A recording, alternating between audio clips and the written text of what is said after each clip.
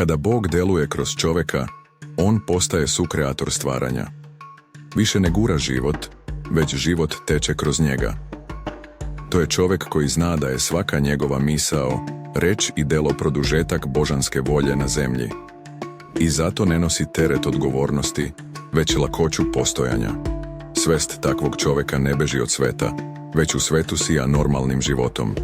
On radi, stvara, putuje, razgovara, pomaže, plaća račune, vodi decu u školu. I sve to čini iz mira, jer zna da prisustvo Boga ne znači povlačenje iz svakodnevnice, već potpuno učešće u njoj, bez straha, napora i potrebe za kontrolom. Lakoća života je znak da si u skladu sa sobom i izvorom. To nije neodgovornost, već najviši oblik poverenja u božanski red. Kada pokušaš da sve razumeš, gubiš snagu. Kada pustiš da sve prođe kroz tebe, vraćaš se u tok. Jedna rečenica čuva tu lakoću. Šta ovdje treba da naučim ili kako da pomognem?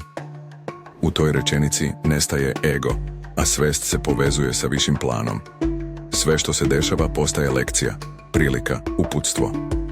Kada naučiš da pitaš tako, život ti uvek daje odgovor kroz znak, osobu, susret ili jednostavan osjećaj mira. Čovek koji živi u tom stanju postaje antena ljubavi.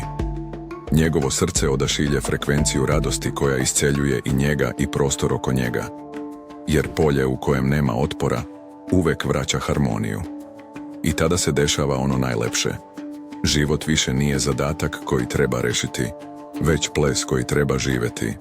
Ples svesti, lakoće i Boga koji se raduje kroz čoveka, gde svaki dah postaje molitva, svaki pokret pesma, a svaka misao svetlosni korak kroz beskrajnu harmoniju stvaranja.